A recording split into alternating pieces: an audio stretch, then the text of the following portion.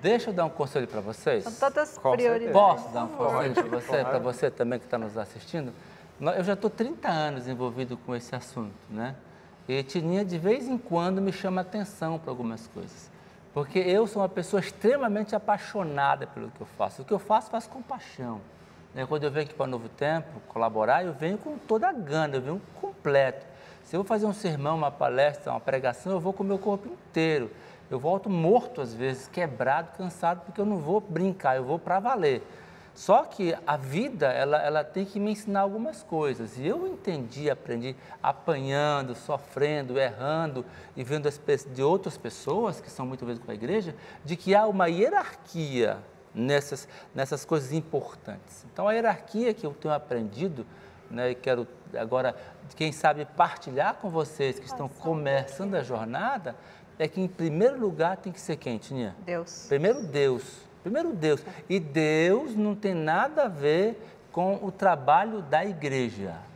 Tá? Deus é a minha relação, Particular. é a minha comunhão com Deus. Então, hoje viemos para a gravação, acordamos cedo, tivemos nosso tempo para o nosso culto. Individual. Né? Eu comigo, eu sozinho, eu e Deus, Tininha e Deus, depois nós dois juntos, né? Para poder vir para cá. Então, aquele momento com Deus, ele é mais importante do que qualquer coisa.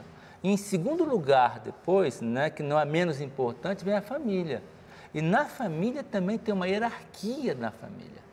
Né? Porque você diz, depois de Deus a família, tá, mas quem é primeiro da família? Né? Então, no meu caso, né, mais importante da minha família é a Tininha.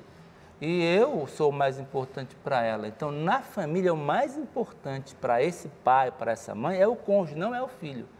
O filho vem depois. Então, é primeiro Deus, depois a esposa ou o esposo, depois vem os filhos, porque chega um dia que o filho tem 20 anos, como vocês, 20, 17, 18, sumiram no mundo. Ingratidão total, né? Estou brincando, não é ingratidão total. O pai Olha aqui, cuidou, uma cuidou, sumida aqui, ó. olha aqui. O pai cuidou e sumiu no mundo. Quem ficou lá? Sua mãe que ficou lá para aguentar o velho. Né? E vice-versa, né?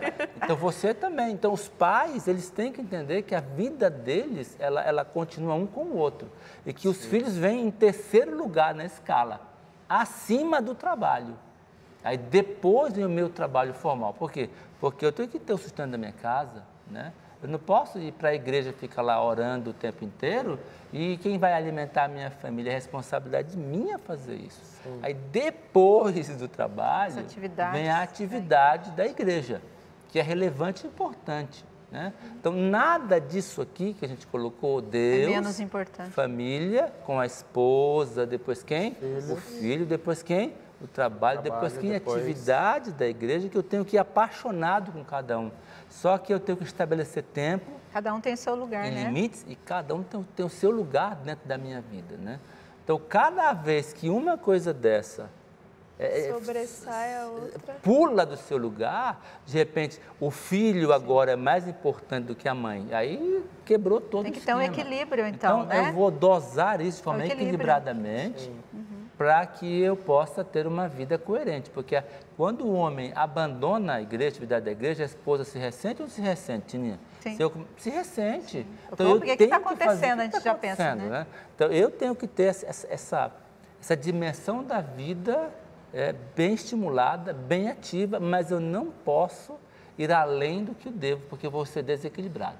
Eu imagino que a família é a primeira igreja que você tem, né? Muito bem, Joyce. Como que você vê mesmo. isso, a família com a primeira igreja, Lucas? Como você vê isso? Família é a primeira igreja que eu tenho. Sim, você falando agora me fez pensar numa questão que eu já experimentei pelo menos um pouco, que é quando nós nos envolvemos com a igreja, parece que mais coisas aparecem para fazer. E é quando a gente se envolve que a gente entende a ideia de Jesus de que a seara é grande e os trabalhadores são poucos.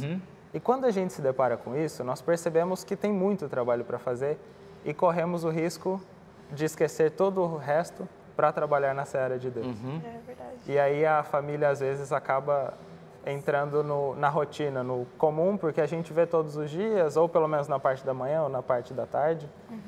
Mas a família como prioridade para eu vejo assim, pelo menos, para eu conseguir ter uma base, o que me sustenta muito é a minha comunhão particular com Deus.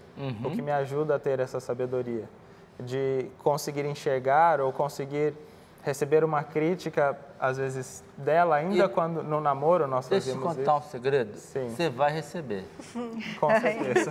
E quando você receber, seja sábio para ouvir. Sabe o que acontece quando eu tomo um chumbo da Tininha? Ó, é bem leve, não é pesado. A Tininha é mansinha, é boazinha, é um anjo, né? Mas de vez em quando ela me chama a atenção de algumas coisas, né? E não é confortável você que é mais... Eu vejo meu pai... se eu vou até para meu pai. Meu pai é extremamente envolvido com a igreja e minha mãe me liga reclamando muitas vezes para que exagera na dose. Fale com o meu pai quando ele está exagerando na dose. O meu sogro também é outro. Então, quando isso acontece, às vezes a mulher exagera na dose, o marido tem que chamar atenção, ou o filho, eu diria a você que se você passa, não se aborreça com isso. Ou se aborrecer é só na hora, né? Mirável, mas não pequei. Aí você para um pouquinho e pensa. Sua mulher é uma mulher de Deus, seu esposo é um homem de Deus, seu filho é uma pessoa equilibrada, se ele chamou a atenção de você, para um pouquinho, reflete, pensa sobre aquele tema e tenta ajustar. Isso pode ser até uma mensagem do próprio Deus, utilizando alguém perto da gente para explicar isso. Essa questão de conversar, de criticar, de receber críticas e de encarar bem é uma coisa que eu tento levar sempre numa boa. E é uma coisa que nós, desde quando éramos amigos ainda, quando nós nem namorados éramos, a gente sempre tentou, assim, olha, o que você acha disso? Ou ter a liberdade de falar, não achei legal isso, ou acho que você está trabalhando demais, estou preocupado com a questão do futuro. Essa questão de receber críticas ajuda a gente. O importante é que a gente tem liberdade, né? Ter a liberdade de poder falar sem também agredir e receber a crítica. E sem se sentir agredido também. Né? Porque, na realidade, sabe o que acontece? Uma coisa muito interessante, como o tempo é curto, a gente tem que, né? Eu conheço alguns filhos que se ressentiram profundamente contra seus pais, que ficaram magoados com seus pais e alguns até abandonaram a fé por causa disso, porque não conseguem ver na sua casa aquele respeito, aquela atenção, aquela dedicação que o pai ou a mãe tem com a igreja. Então, quando eu exagero na dose de dar muito para a atividade da igreja, de uma quantidade exagerada, meu filho se ressente. Sim. Minha esposa se ressente. E eu digo, não, mas isso aqui é coisa da igreja, eu avanço. Por outro lado, tem alguns que cuidam tanto da família, mas tanto da família... Que a igreja fica abandonada. Que a igreja morre, né? Precisa do trabalho daquela pessoa, né? Sim. E você, então, tem que ter essa percepção, essa sabedoria para dosar, porque as coisas são importantes e eu tenho que dosar. Porque se a gente tirar um desses vai fazer falta. Vai fazer falta. Eu fico imaginando assim como se fosse uma pirâmide. Eu imagino assim. A base, o alicerce, Deus. É o nosso alicerce. Depois vem a família, que vai sustentando. E é forte esses dois pilares aqui, né? E aí vai subindo. E depois, nessa família, eu vou chamar a atenção família, de novo. Né? A esposa nessa família, e o esposo. Tem a esposa ou o esposo, é o cônjuge primeiro. Depois os filhos, né? Porque você vê primeiro o cônjuge, depois que vê os filhos. E eles vão embora. Às vezes a esposa vai embora. Às vezes o marido vai embora, porque não suportou você, né, ser um cristão que cuidou do mundo, né, e perdeu a sua casa. Tá? O que Deus pede primeiro para mim é cuidar de Tininha. A minha atividade é muito intensa, né? A gente veio aqui na Novo Tempo, eu com a Tininha damos nossa colaboração, mas a minha atividade é cuidar de toda a América do Sul.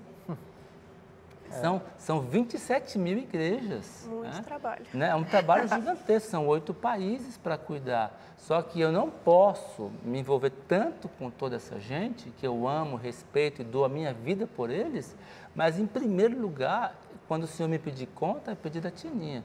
Então, equilibrar essas duas dimensões da minha vida é fundamental. E o mais importante de tudo não é o servo da igreja. Quem vai se salvar? O mais importante é o homem que está em casa, a mulher que está em casa. Né? E aí entra a coerência também, coerência, né? Tininha. Porque daí aquilo, ele se dedica tanto à igreja, é uma pessoa assim que todo mundo procura, né? Uma pessoa assim pronta, né, para ajudar a igreja em tudo que é necessário.